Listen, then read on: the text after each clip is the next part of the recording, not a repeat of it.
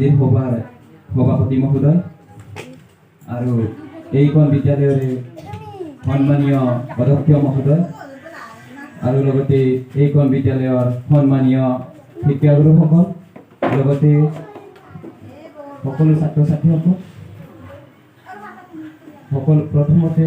পোনপ্ৰথমে মই আপোনালোকক সকলোকে আজি শিক্ষক দিৱসৰ উপলক্ষে শুভেচ্ছা তথা আন্তৰিক শুভেচ্ছা জনাইছোঁ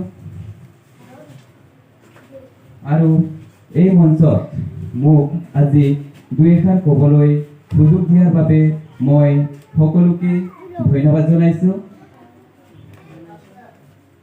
আমি সকলোৱে সফল হোৱাটো বিচাৰোঁ।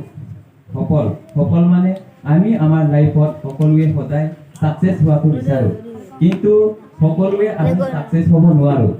কিন্তু কিয় আমি আমাৰ লাইফত সকলোৱে সাকসেস হ'ব নোৱাৰোঁ? কাৰণ আমি লাইফত সাকসেস হ'বৰ কাৰণে কোনটো ৰাস্তাত যাব লাগে, কেনেকৈ চিন্তা চৰ্চা কৰিব লাগে, কেনেকৈ কষ্ট কৰিব লাগে, সেইটো ৰাস্তাটো সেইটো কথাটো আমি নাজানো। যেনেকৈ য'ত যাব লাগে সেইটো ৰাস্তাত আমি নোযোৱাকৈ বেলেগ ৰাস্তাত যোৱাৰ কাৰণে আমি সাকসেস হ'ব নোৱাৰোঁ। সকলো মানুহে সাকসেস নোহোৱা নহয়, কিছুমানে সাকসেস হয়, বাট প্ৰায় মানুহে সাকসেস নহয়। কিন্তু কিয়? মই এতিয়া ক'লো কেনেকৈ যাব লাগে, কেনেকৈ কষ্ট কৰিব লাগে, সেই কথাটো নজনাৰ কাৰণে কিছুমান মানুহে প্ৰায় সাকসেস হ'ব নোৱাৰে।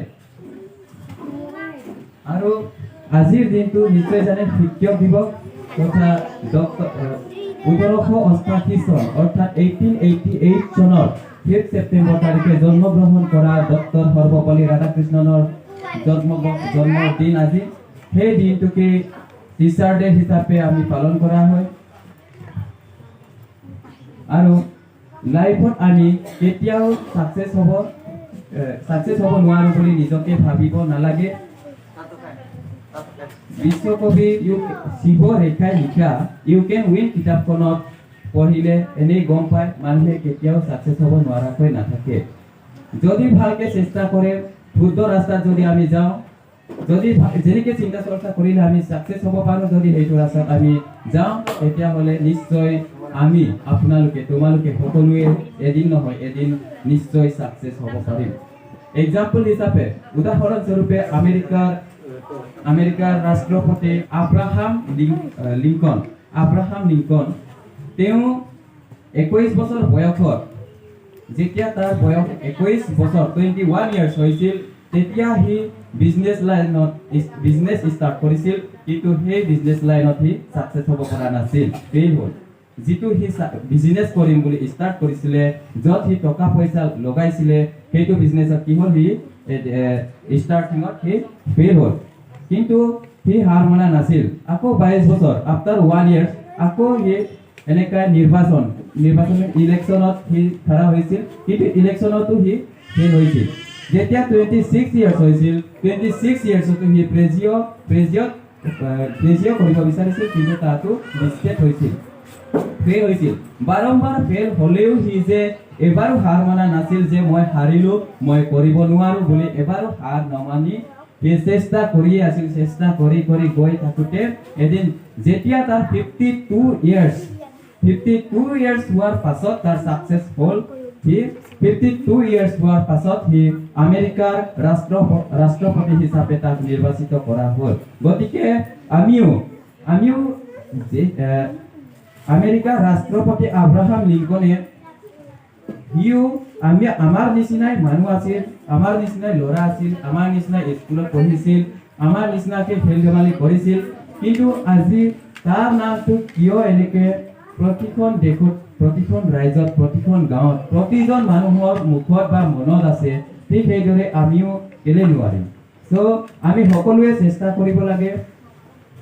এক্সাম্পল হিচাপে যদি গাড়ী এখন চলালে ইফাল চাব নালাগে, গাড়ী চলাই থাকোঁতে পিছফালে চাব নালাগে। পিছফালে চালে কি হ'ব, আগৰ পৰা গাড়ী এখন আহি ফটকে তোক খুন্দিয়াই দিবও পাৰে। সেইকাৰণে যদি গাড়ী চলাই থাকে তেতিয়া পাছফালে কেতিয়াও চাব নালাগে, আগলৈ চাই মনোযোগেৰে গাড়ী চলাব লাগে। ঠিক সেইদৰে যদি তুমি এতিয়া ষ্টাডি কৰাৰ সময়ত কাকো চাব নালাগে, ইফালে ফাংচন হৈছে, ইফালে খেল খেলি আছে, তাত ভিডিঅ' চলি আছে, চিনেমা হলত যাব লাগে, সেইবিলাক নোচোৱাকৈ অকল ষ্টাডি লাইনত যাব লাগে। গাড়ী চলোৱাৰ সময়ত আগলৈ মনোযোগ দি যলৈকে যাম বুলি ভাবি গৈছা সেই চেণ্টাৰলৈ গৈ পাই গাড়ীখন ৰখাই ষ্টপ কৰি গাড়ীখনৰ পৰা তললৈ নামি আহিহে পিছফালৰ কেইটাক চাবা সিহঁতে আহিছে নে নাই, নে সিহঁতে মাজত থাকি গ'ল, তেতিয়াহে চাবা। সেইদৰে যদি তুমি পঢ়ি আছা, পঢ়ি নিজক মানুহ বনাই লোৱা। মানুহ হোৱাৰ পাছত মানে ভাল মানুহ হোৱাৰ পাছত লাইফত কিবা এটা নহয়, বিজনেছ হওক বা চাকৰি, অকল চাকৰি পাবই লাগে বুলি নহয়। এতিয়া বৰ্তমান আমাৰ ইণ্ডিয়াৰ সবতকৈ ধনী মানুহটো কোন হয়? মুকেশ আম্বানী ছাৰ। মুকেশ আম্বানী চাকৰি কৰে জানো? চাকৰি নকৰে। কি কৰে? বিজনেছমেন। সেইকাৰণে অকল চৰকাৰী চাকৰি বুলি নহয়, চৰকাৰী চাকৰিয়ে আমাৰ লাইফটো জীয়াই নাৰাখে, বিজনেছ কৰিও আমি জীয়াই থাকিব পাৰো। সো অকল চাকৰিটোকে, চৰকাৰী চাকৰিটোকে বিচাৰি থাকিব নালাগে, কিবা এটা নহয় কিবা এটা বিজনেছ কৰিও খাব পাৰে। সো নিজকে কেতিয়াও লজাৰ বুলি ভাবিব নালাগে, সদায় চেষ্টা কৰি থাকিবা।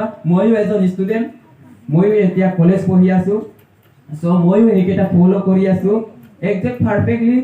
যিসকলে এতিয়া ভাল নাম হৈ গৈছে, সিহঁতৰ নিচিনা একজেক্ট সিহঁতৰ সমান মই ফ'ল' কৰিব নোৱাৰিলেও মই যিমানখিনি পাৰোঁ মই সেইকেইটা ফ'ল' কৰি গৈ আছো।